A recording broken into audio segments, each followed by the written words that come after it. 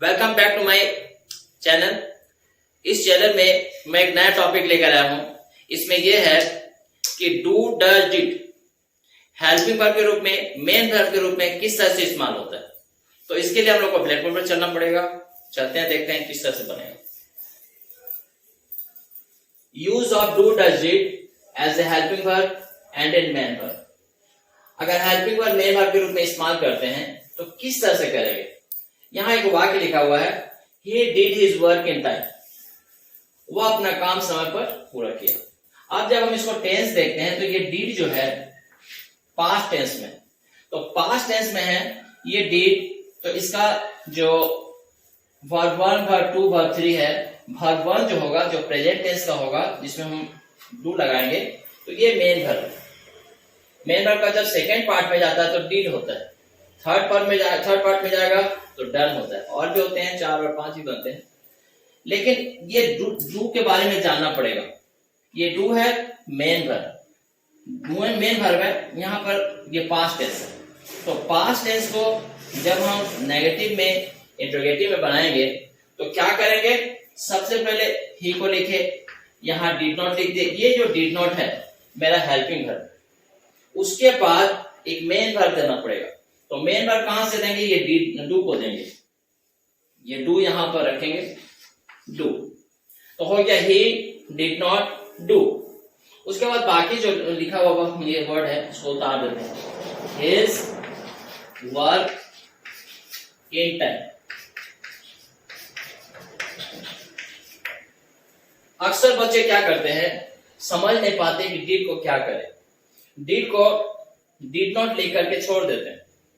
बहुत से बच्चों को मैं देखा जब बनाते हैं तो डिड नॉट लिख करके क्या करते हैं, हिज वर्क लिख देते हैं। तो हिज वर्क जो है वो क्या है कि कोई क्या है, मेन वर्ब नहीं है। मेन वर्ब जो आता है डू आता है। तो डू हम लिखेंगे तभी ये कंप्लीट होगा, और नहीं तो ये गलत हो जाएगा। इसी को काट करके अगर हम प्रेजेंट टेंस में बनाएं तो क्या करेंगे, देखिए।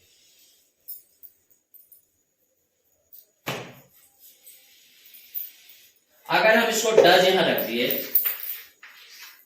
तो ये प्रेजेंट टेंस हो गया, प्रेजेंट इंडेफिनिट।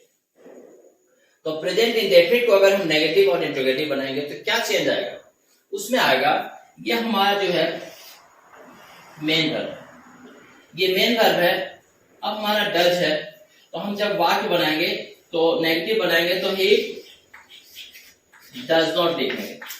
डज नॉट लिखने के बाद हम क्या करेंगे, इसका जो हमारा मेन वर्ब आएगा वो डू आएगा। तो यहां मैं डू लिखूंगा, तो होगा he does not do his work. तो अब यह हो गया, डज नॉट जो है हेल्पिंग वर्ब है, डू जो होगा मेन वर्ब होगा। तो इस तरह से क्या है, प्रेजेंट इंडेफिनिट टेंस में भी इसको हम लोग बनाते हैं नेगेटिव। अगर इसको इंट्रोगेटिव में जाएंगे तो क्या करेंगे, इंट्रोगेटिव में जाते हैं तो ये डज को हम बाहर निकाल देंगे, और नॉट अगर रहा तो नॉट जहां वहीं छोड़ देते हैं, और नहीं तो ऐसे बना सकते हैं, जैसे डज ही डू, ये बन सकता है। और आगे हम उसको उतारेंगे, जैसे his work in time, question mark होगा। दूसरा जब हम बनाएंगे, डज ही डू, तो डू के पहले अगर हम नॉट लगाते हैं तो does he not do his work in time, question. तो दो तरह से बनाया जा सकता है। डज को हम पहले निकाल दिए, जैसे प्रोनाउन के पहले निकाल दिए, सब्जेक्ट के पहले निकाल दिए, डज ही डू एक होगा, दूसरा होगा डज ही नॉट। तो दो तरह से हम इसका वाक्य बना सकते हैं, इंट्रोगेटिव बना सकते हैं। अगर नॉट दिया हुआ है तो नॉट लगाएंगे, नहीं है तो नॉट की जरूरत नहीं पड़ेगी। तो इस तरह से मैं दिखाया कि डज, डू और जो डिड है किस तरह से हम हेल्पिंग वर्ब और मेन वर्ब में ले जाएंगे। एक डू है, उसको भी एग्जांपल देके बता देता हूं। जैसे यहाँ पर एक चेंज करता हूं और बताता हूं, जैसे I do his work in time. अगर ये वाक्य है, इसको हम अगर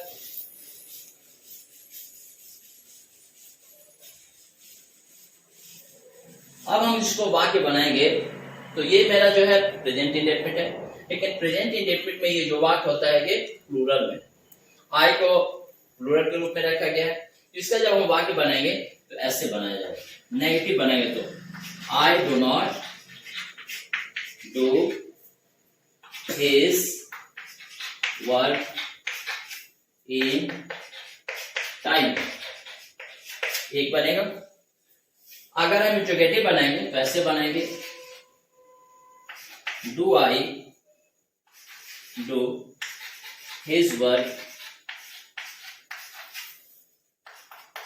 इन टाइम। अगर नेगेटिव इंट्रोगेटिव बनाएंगे तो इसको ऐसे बनाएंगे, do I not his work in time. मतलब डू रूप में, डज रूप में, डीड रूप में, तीनों रूप में मैं दिखा दिया कि किस तरह से इसका नेगेटिव और इंट्रोगेटिव बनाएंगे। तो डू हमारा जो मेन वर्ब है उसका इस्तेमाल कैसे करेंगे, तो डज नॉट के बाद डू लगेगा, डू नॉट के बाद डू लगेगा, और क्वेश्चन बनाएंगे तो डू के बाद फिर डू का इस्तेमाल हम लोग सब्जेक्ट के बाद या प्रोनाउन नाउन जो भी रहेगा उसके बाद हम लोग इसको इस्तेमाल करते हैं। तो यही मेरा वीडियो खत्म होता है। अगर आपको मेरा वीडियो अच्छा लगा तो लाइक कीजिए, सब्सक्राइब कीजिए, बेल आइकन को प्रेस कीजिए, ताकि आपको टाइम पर, समय पर क्या है कि नोटिफिकेशन